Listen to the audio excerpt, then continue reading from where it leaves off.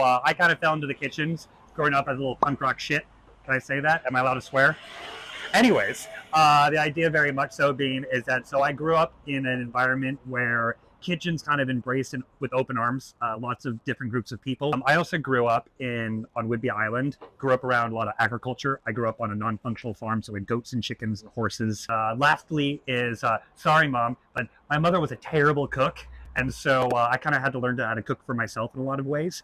And so one of the things getting me in kitchens was kind of teaching myself that lifelong skill of learning how to feed oneself. Even if I didn't take it as a eventual long-term career path, it's a great way to start to teach yourself a skill set at a young age that then can help you, well, save money and have a healthier life throughout your entire life, even if you don't continue to perform as a cook. What are challenges you're facing? Oh, challenges I'm facing. I own a restaurant. So if you, there's one. Long story short, restaurants are really difficult business to operate, and they always have been. In a post-COVID world, it's near impossible. It's our rising costs in general have really skyrocketed.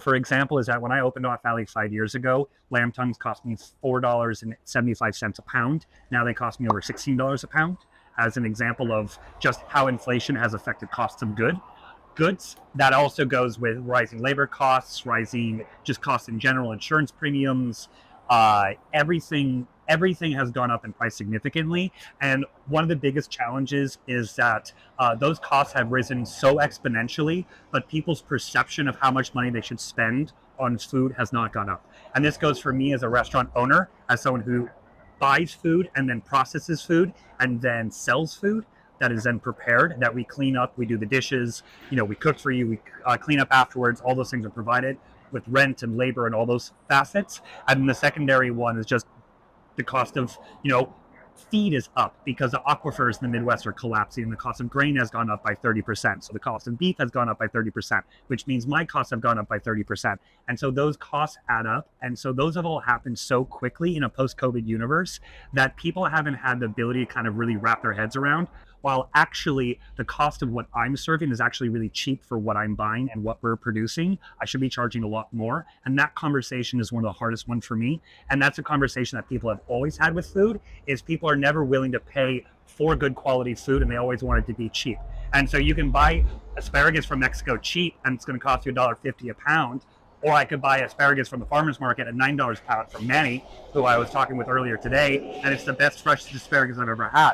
And so, for example, I had this conversation with someone the other day where I made a simple salad of just some raw asparagus, a little bit of lemon juice, some really beautiful onions, and then I think some radishes. The person said, "This is the best salad I've ever had in my life. I love vegetables. I eat vegetables every day. How did you make this so good?" I said, "I spent the money on the asparagus." There's a lot of things that farmers market offer that other supply chains don't. The first is going to be a direct relationship with the farmer. And so one of the benefits with direct access is that sometimes, for example, Chubby Bunny is going to be at the Columbia City Farmers Market, is going to be planting a row of vegetables for me next year. So they ask me what I want them to grow, and they're going to grow them for me, and then they're going to sell me the majority of them, and then they're going to take off the runoff that I don't buy and sell these interesting things that are very chef-driven ingredients to farmers market that is going to be out of their wheelhouse. It takes away some of their effort of having to pick all their seeds all by themselves, and it helps support them and kind of seeing what people are interested in, along with that I can get exactly what I want from a farmer that they might not normally be growing. And so having these relationships with the farmers directly is really beautiful. Going to the farmers market and really seeing the abundance of certain things, or be able to touch them and smell them and really kind of connect with these ingredients and see what's abundant and see what I should really be focusing on, or what's really in a glut or what's really in season, is a way to, one, help farmers, but also two, it helps kind of you don't have that same grocery store mentality of going into a grocery store and being like, I can have everything, what should I cook? Versus saying, this is what's available, this is what you should be cooking.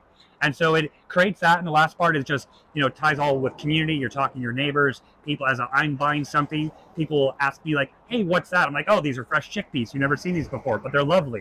And a lot of that is community education, communication, a lot of these things working together. It helps build and strengthen the community as a whole. It helps support the local businesses, and it helps support the farmers. It seems like it allows you to be really creative too. Yeah, it does. And it raises us a lot of avenues of kind of seeing these situations where, rather than, and I've always believed in creativity for me is always comes from necessity. This idea of you have a lot of this thing, what do you do with it? Or a farmer says, please buy this. In this case, Arturo said, can you please buy about 25 pounds of plums? I'm like, didn't want 25 pounds of plums, but here we are. Great. Now I'm going to figure out something to do with that. And that forces that creativity versus me trying to essentially, that forces the hand of creativity versus idea of me having to kind of pull ideas out of thin air. It gives me a reference point. What do you make yourself for dinner when you have the night off? Well, the joke at the restaurant is I'm a human garbage disposal. And as I'm a chef and business owner in 2025, I'm also incredibly poor. So generally speaking, what happens is I will, on my days off at the end of our last day of the week for us, which is Sunday, is I'll basically raid the fridge for whatever we have kind of scraps, leftovers, things that are just like, great, this is a couple of days old, it's not going to make it over the weekend, or the dish is going to change. So I'll kind of like human garbage disposal, take all these like little odds and ends, and then kind of more often than not use those as a way to hobble together dinner. All right, one last one. What's your relationship with offal? I've been cooking offal and a focus on offal for some time now. And so the idea is, again, waste not, want not. Actually, so the way I grew up, my mom and sister are largely vegetarian, vegan. And so, animal cruelty, using all that type of stuff was always a big conversation around the dinner table, quite literally. And so for me, still, respecting the animal is a big thing for me. And so a lot of offal doesn't get used in American culture anymore. The joke was when I opened the restaurant 5 years ago, I think one of the first food writers who called me said, hey, Evan, you're cooking a lot of offal. Like, that was cool like 15 years ago. I'm like, yeah, in Europe, it's never not cool. It's always a thing.